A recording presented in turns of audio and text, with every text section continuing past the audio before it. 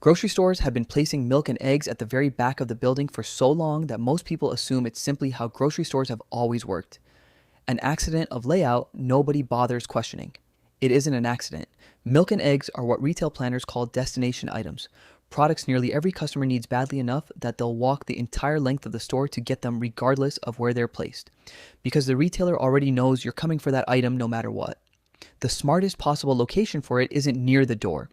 It's as far from the door as physically possible, forcing every single customer to walk past the full width of the store's other merchandise on the way there and then again on the way back. This principle has a name in the retail industry, sometimes called the boomerang effect, and it's been standard practice in grocery layout for generations.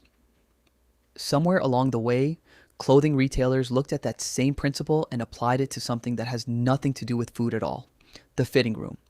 A fitting room is, in the same basic sense as milk and eggs, a destination. The one thing nearly every serious clothing shopper needs to use before completing a purchase. Something they'll walk to no matter how far back in the store it sits. And once a retailer realizes a customer is willing to walk the entire length of the store to reach it, the fitting room stops being a simple, practical amenity and becomes, functionally, the exact same kind of strategic anchor milk and eggs represent in a grocery store, deliberately placed as far from the entrance as the building allows, purely to maximize how much merchandise every single customer walks past on the way there, and, just as importantly, on the way back. That single insight, borrowed directly from grocery store logic and quietly applied to apparel retail, explains more about fitting room placement than almost anything else. And once you understand it, the location of every fitting room you've ever used will look completely different to you. This isn't a video about paranoid retail conspiracy theories. It's about a well-documented, openly discussed principle of store design that most shoppers have simply never had explained to them directly, because the entire mechanism depends on you never consciously noticing it's happening at all. My name is Alex, and I spent a strange amount of time reading retail design literature and loss prevention trade publications, because it turns out fitting room placement sits at the intersection of at least three completely different disciplines: merchandising psychology, theft prevention, and labor cost management, all pulling toward the same basic conclusion: put the fitting room in the back for reasons that have almost nothing to do with each other, but somehow all point in the identical direction. Here's what we're covering today: the boomerang effect and the actual retail science behind treating a fitting room as a strategic destination rather than a simple convenience. The specific psychological phenomenon that makes the walk back from the fitting room, whether or not you bought anything you tried on, arguably more commercially valuable to the retailer than the walk there. The deliberate cross-merchandising practices that stock the specific path to a fitting room with complementary items chosen to catch your eye at exactly the right moment. The real, non-psychological reasons, labor costs, and theft prevention that reinforce the same back-of-store placement, independent of any marketing strategy at all. And the retailers who have deliberately broken from this convention entirely, moving fitting rooms toward the front, and what that tells you about how calculated the standard placement really is. This isn't a video telling you fitting rooms are some sinister trap or that trying on clothes is a mistake. It's a video about how deliberately the physical path to that fitting room has been engineered, because once you can see the mechanism clearly, you'll shop with a very different level of awareness the next time you're holding an armful of clothes looking for a door in the back corner of a store. Quick thing before we get into it: I put together a free guide on how to shop a large clothing store efficiently without walking the full retail engineered path based on actual store layout research, so you can grab what you actually came for without the detour built in to make you buy more. Links in the description. I only ask for an email to send you the guide. Picture a scavenger hunt where the final prize is placed as far from the starting line as the organizers can physically manage. Not because the prize belongs there for any practical reason, but because every step of the route in between has been lined with smaller, secondary prizes designed to catch your attention along the way. You came for the one big prize at the end, and you'll walk however far you need to walk to get it, which means the organizers can place absolutely anything they want along that route with total confidence that you'll pass by it, whether or not you ever intended to look at it in the first place. A fitting room works on precisely this logic. You came into the store planning to try on and buy a specific item, and you'll walk to the back of the store to do it regardless of what's stocked along the way, which means every rack, table, and end cap positioned between the entrance and that fitting room door is guaranteed foot traffic, guaranteed eyes, guaranteed exposure, completely independent of whether any of it was ever on your original shopping list.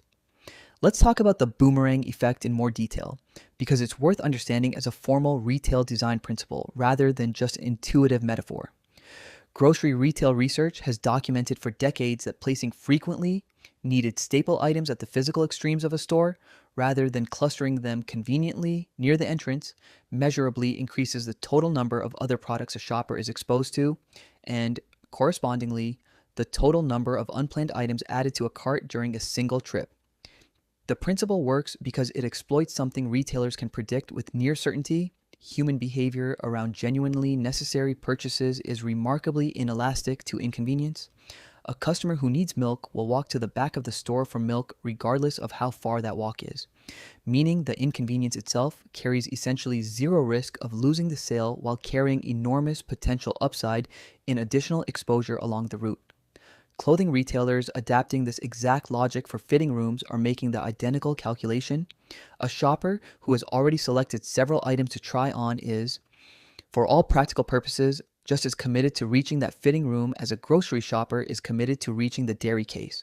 which means the retailer can place it anywhere in the building with total confidence the customer will still make the trip.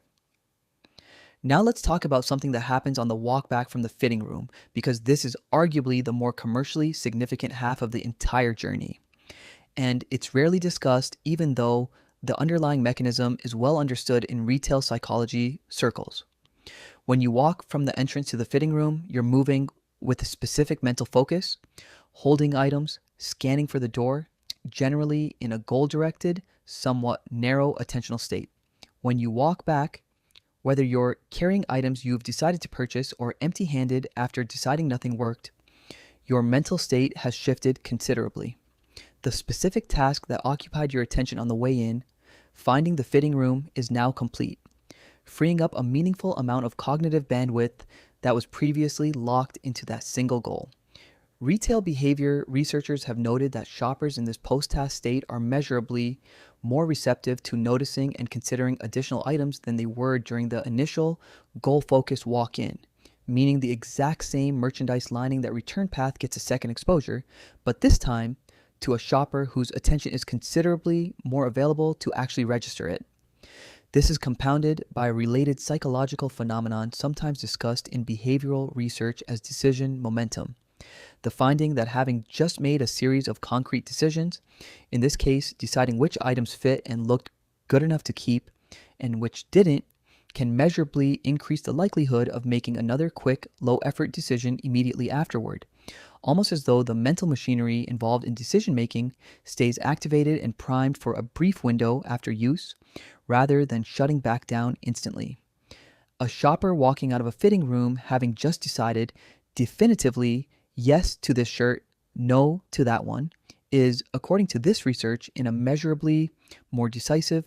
lower friction state of mind for the next several minutes than they were walking in, which makes the return path lined with additional merchandise a genuinely well-timed opportunity to catch a shopper right when their capacity for quick, confident purchasing decisions is running at its highest.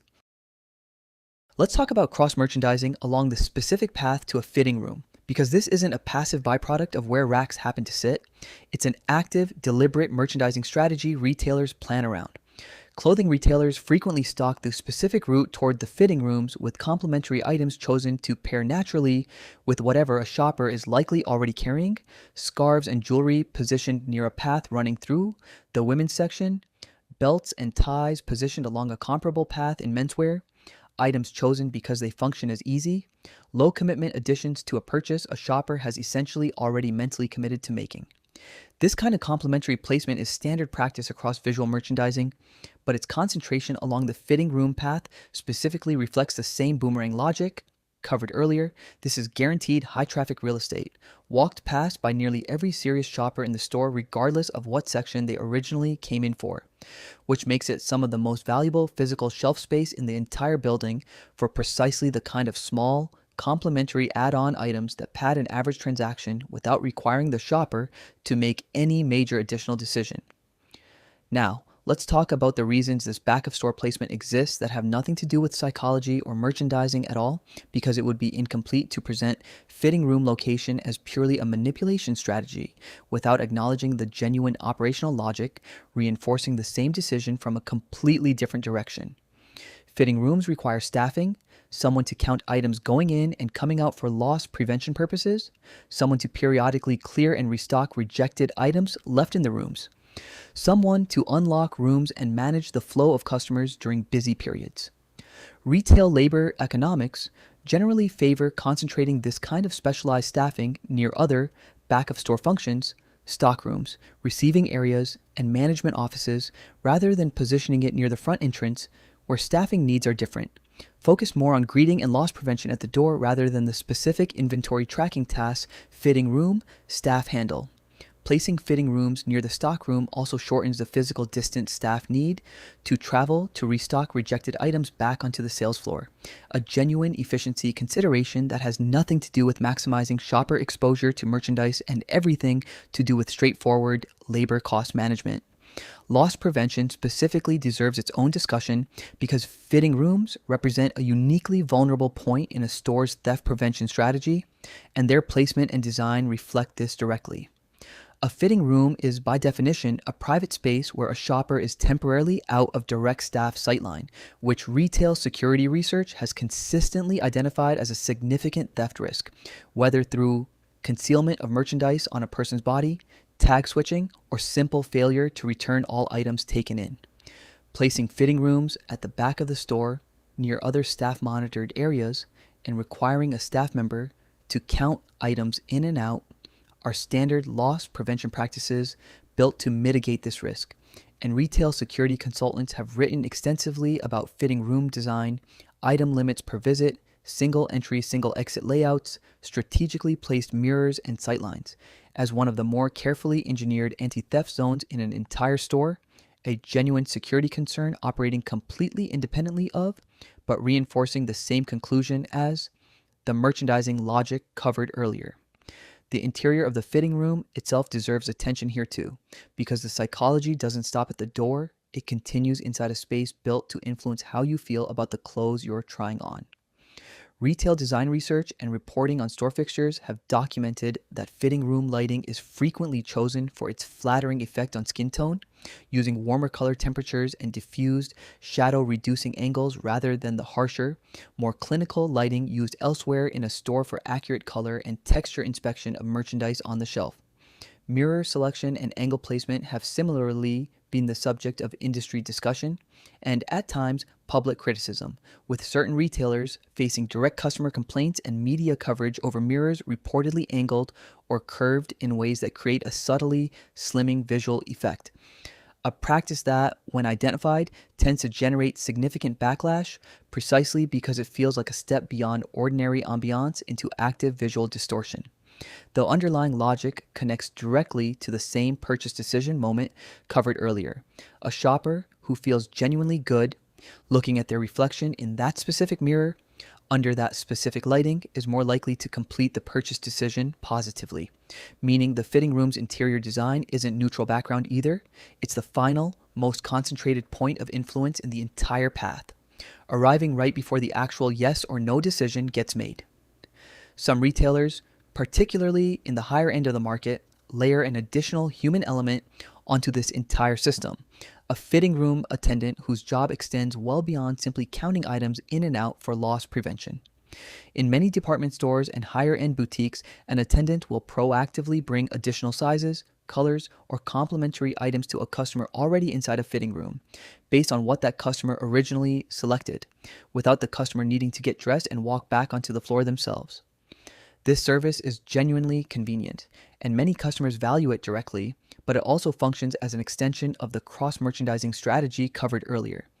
delivered though through a live salesperson rather than a static rack, and arguably considerably more effective since a knowledgeable attendant can read a customer's reaction to the first few items and adjust what gets brought next in real time, a level of responsive, personalized upselling no fixed physical display could ever replicate.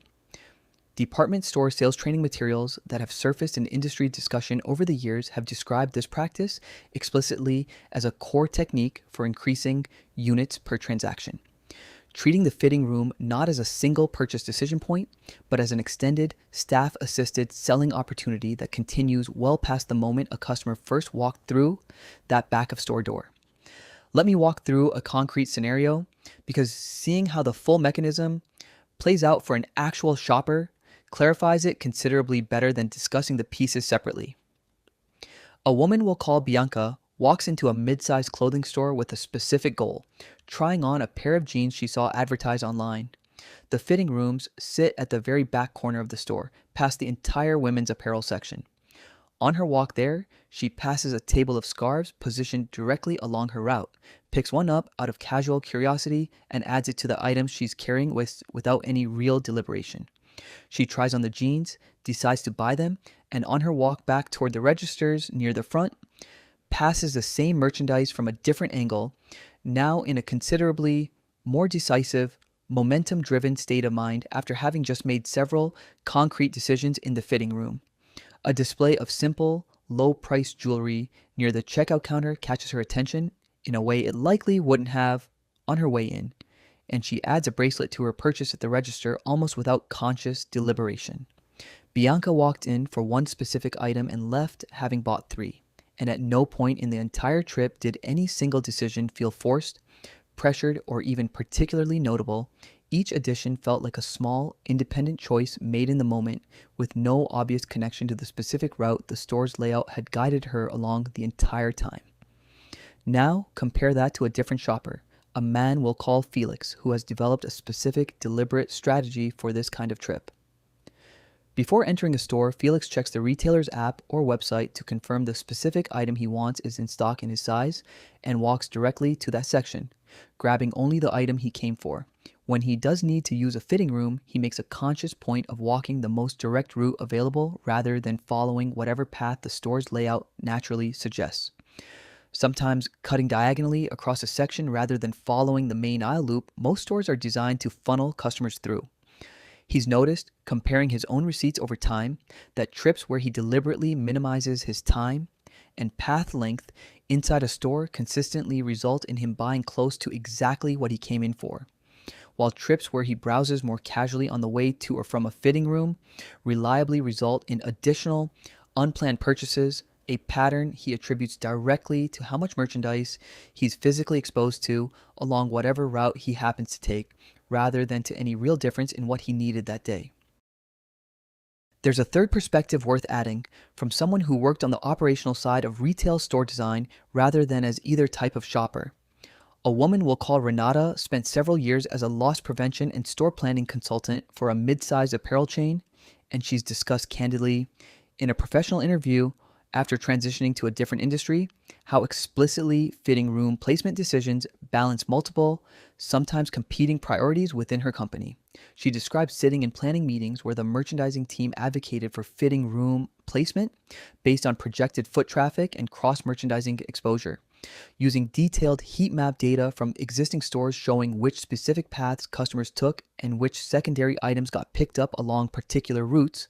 while the loss prevention team advocated for placement based primarily on sightline coverage and staff monitoring efficiency, sometimes pulling towards slightly different specific locations within the back of store zone both teams had already agreed on in principle. She noted that the final decision in most cases genuinely was a negotiated compromise between these different departments rather than a single unified strategy handed down from one source, but that all sides consistently agreed on the broader principle that fitting rooms belong toward the rear of the store, arrived at through completely different reasoning paths that happened to converge on the identical conclusion. Renata also mentioned a detail that rarely comes up outside these internal planning discussions, that her team tracked a specific metric comparing average transaction value between customers who used a fitting room during their visit and those who didn't, and that the gap was substantial enough, fitting room users consistently spending meaningfully more per visit, that it became one of the standard justifications used internally whenever a store manager questioned why floor space near the entrance couldn't simply be reallocated to fitting rooms for customer convenience, a data point treated as close to definitive proof that the location itself, not just the existence of fitting rooms generally, was doing real, measurable commercial work. Let's talk about the retailers who have deliberately broken from this convention because their reasoning reveals something important about how calculated the standard placement really is.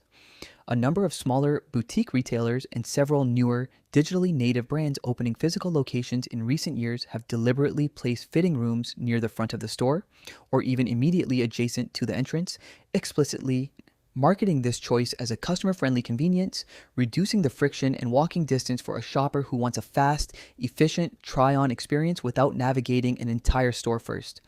Retail trade coverage of these store designs has generally framed the choice as a direct response to changing shopper expectations, particularly among customers accustomed to the speed and convenience of online shopping, who show measurably less patience for a deliberately extended in-store journey than shoppers of previous retail eras.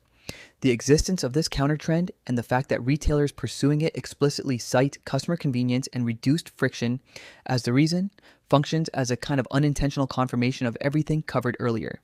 If back-of-store placement were purely a neutral, practical necessity with no strategic merchandising function attached to it, there would be nothing notable about a store choosing to do the opposite and no real business rationale worth stating explicitly in a press interview about the decision. Let's talk about why the traditional placement has remained so dominant across the broader industry despite this counter-trend existing, because it's not simply inertia or a failure to notice the alternative. The boomerang effect and cross-merchandising exposure genuinely do increase average transaction size, a measurable, well-documented outcome that most retailers, particularly larger chains operating on thin margins across enormous transaction volumes, have strong financial incentive to preserve. The convenience-focused alternative trades some of that exposure-driven revenue for a different value proposition entirely: customer satisfaction, repeat visits, and a shopping experience competitive with the speed of online retail. A strategy that can work well for certain brand positioning and customer bases but doesn't automatically outperform the traditional model on pure transaction value, meaning the two approaches aren't simply better or worse versions of the same strategy, they're optimized for different outcomes entirely. And large chains with an established, high-volume customer base generally have less incentive to abandon a layout proven to maximize the specific metric, average transaction value, that most directly drives their overall revenue. It's worth drawing a brief comparison to online retail here, because the exact same underlying goal, maximizing exposure to additional merchandise around a single, committed purchase decision, shows up in a completely different, digital form even without a physical fitting room or a physical path to walk. The customers also bought and complete the look sections positioned directly beneath a product page or the recommended items surfaced during checkout, right before a purchase gets finalized, serve almost exactly the same function as a cross-merchandise rack positioned along the route to a physical fitting room, catching a shopper at a moment of high engagement and existing purchase intent with additional complementary items chosen specifically because they're easy, low-friction additions to whatever's already in the cart. Online retailers even have their own rough equivalent of the walkback from the fitting room, the order confirmation page, and post-purchase email sequence, both frequently used to surface additional recommended items to a customer who has just completed the exact kind of concrete purchase decision that, according to the same decision momentum research covered earlier, tends to leave someone more receptive to another quick, low-effort yes.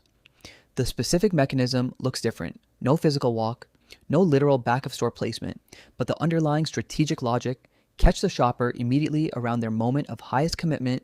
and decisiveness has simply been translated into a digital environment rather than abandoned. Here's a 6-part protocol worth applying whenever you're navigating a clothing store, particularly a larger one with fitting rooms positioned toward the back. Rule 1. Before entering a store for a specific item, check the store's app or website for stock availability and section location if available, and walk as directly as possible to that specific area rather than allowing the store's main aisle loop to guide your path, because the standard layout is specifically designed to route you past the maximum amount of merchandise rather than toward your specific destination efficiently. Rule 2. Be aware that the walk back from the fitting room is, if anything, a more commercially engineered moment than the walk there, since your decision-making state has just been primed by the concrete choices you made trying items on, and treat any additional item that catches your eye during that specific walk with slightly more scrutiny than you might apply elsewhere in the store. Rule 3. If you notice yourself picking up an item along the path to or from a fitting room that wasn't on your original list, pause and ask whether you'd still want it if you encountered it in a completely different part of the store. Disconnected from the specific route you happen to be walking, because that mental test helps separate a genuine, independent want from an item that simply caught your attention due to its deliberate placement. Rule 4, understand that cross-merchandise items placed along a fitting room path, scarves, jewelry, belts, accessories, are frequently chosen specifically because they pair easily and cheaply with whatever you're already carrying, which makes them low friction, low scrutiny additions almost by design, meaning they deserve a genuine, separate evaluation rather than an automatic addition simply because they happen to match what's already in your hands. Rule 5, if a store's fitting room happens to be positioned near the front, recognize that this is very likely a deliberate customer experience choice by that specific retailer rather than the industry default, and appreciate it as such, while also recognizing that a store with fitting rooms at the back isn't doing anything unusual or hostile. It's simply following one of the oldest, most well-tested layout principles in all of retail. Rule 6, if you're a frequent shopper at stores using this layout, consider treating your entrance route and your exit route as two separate opportunities to notice deliberate merchandising rather than experiencing the full walk as one continuous, unremarkable browsing session, because breaking the trip into these two distinct segments mentally makes it considerably easier to notice in real time which specific moments the store's design is actually targeting. One reframe matters more than the rest here. Fitting room placement isn't a single decision made for a single reason. It's the product of at least three separate, mutually reinforcing forces. The boomerang effect borrowed directly from grocery retail logic, genuine labor and loss prevention considerations that have nothing to do with psychology at all, and a well-documented decision momentum effect that makes the walk back from that fitting room arguably more valuable to a retailer than the walk there ever was. None of these forces individually would be enough to explain why a fitting room sits at the far back corner of nearly every large clothing store in the world, but together arrived at independently by merchandising teams, loss prevention consultants, and labor cost analysts who were often solving completely different problems. They converge on the exact same physical location, which is precisely why that back corner has remained the default for so long. Not because any one department mandated it, but because nearly every relevant department kept arriving at the same answer from a completely different direction. The scarf on the table, the lighting inside the room, the attendant offering to bring one more size, the mirror itself, none of it exists by accident, and none of it exists purely to manipulate you either. It exists because dozens of separate, reasonable business decisions made by people solving entirely different problems all happen to point toward the exact same back corner of the store. 3 takeaways. 1, the boomerang effect. The same principle that places milk and eggs at the back of a grocery store applies directly to fitting rooms as a retail destination item, guaranteeing foot traffic past the maximum amount of merchandise regardless of where in the store the customer actually intends to shop. 2, the walk back from a fitting room is arguably more commercially significant than the walk there, because decision momentum research suggests shoppers are measurably more receptive to quick, low-effort purchasing decisions immediately after making a series of concrete choices about what fits and what doesn't. 3, back-of-store fitting room placement is reinforced by genuine, non-psychological factors as well. Labor cost efficiency and loss prevention sightline coverage, meaning the standard layout reflects a convergence of several independent business priorities rather than a single, purely manipulative merchandising strategy. Lazy investing built more fortune than getting talked into one more accessory on the walk back from a fitting room ever will. The people who actually shop efficiently aren't the ones with the most willpower walking past a well-placed display. They're the ones who understood, before they ever walked in, exactly which part of that walk the store was counting on, and planned their route accordingly. If you want to see the exact store navigation strategy I use to shop efficiently without following the retail engineered path, there's a walkthrough on my channel with the real details. No guesswork, just what actually works. Thanks for watching.